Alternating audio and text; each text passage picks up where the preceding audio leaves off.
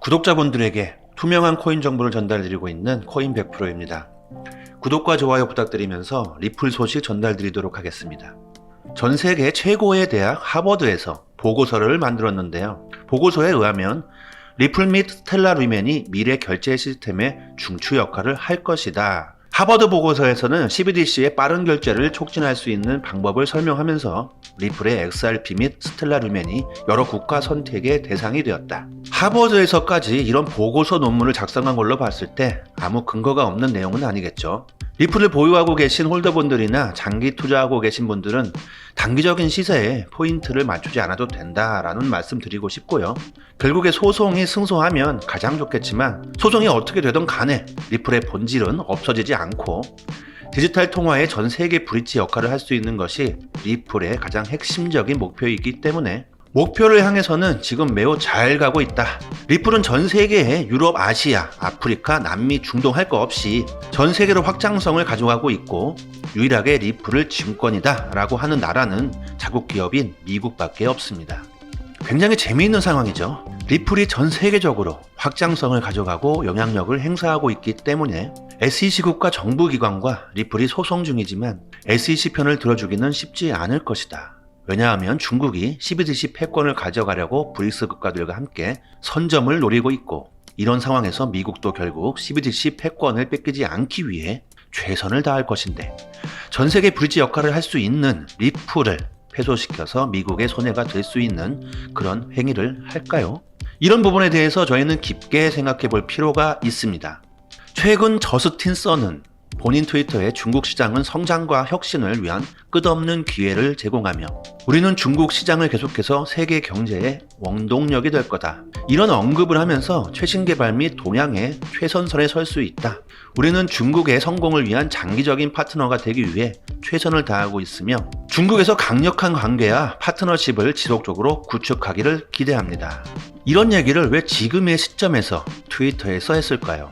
심지어 중국은 암호화폐를 전면적으로 폐쇄하고 불법으로 규정한 상태인데요.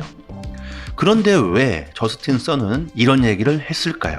월가에서 올해 증시는 중국의 해라고 했는데요.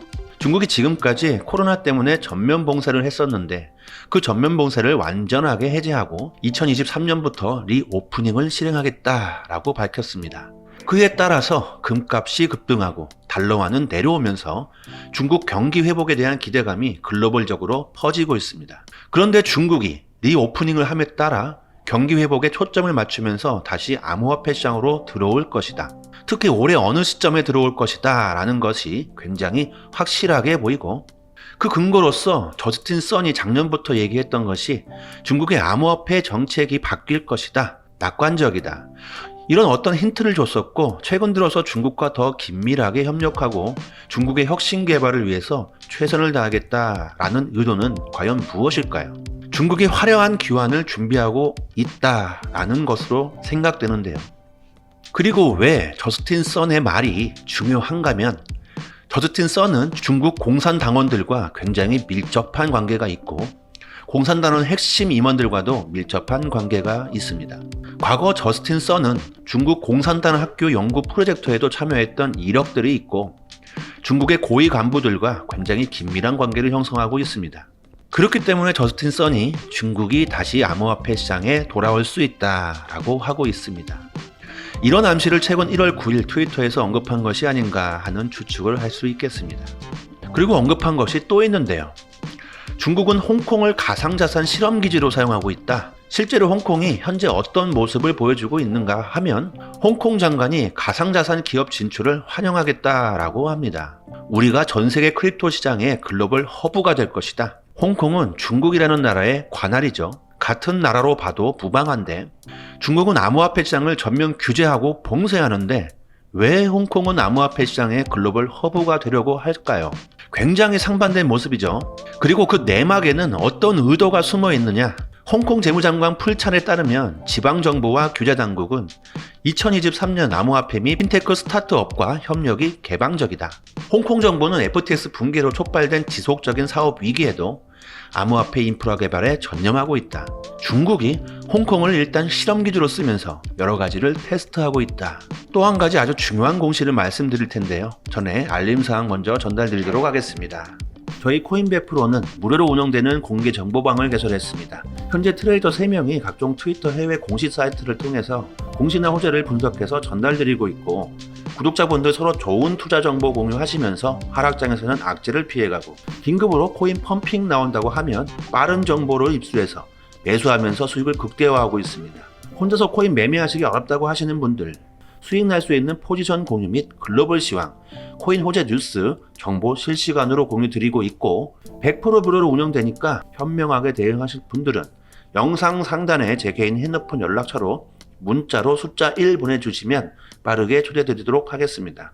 자, 그리고 또 중요한 한 가지 더 말씀드리자면, 중국이 달러 패권에 도전하면서 전 세계의 통합 패권을 가지려고 하는 CBDC 홍콩 국회의원들은 CBDC를 디파이 기능을 갖춘 스테이킹 코인으로 전환하고자 한다.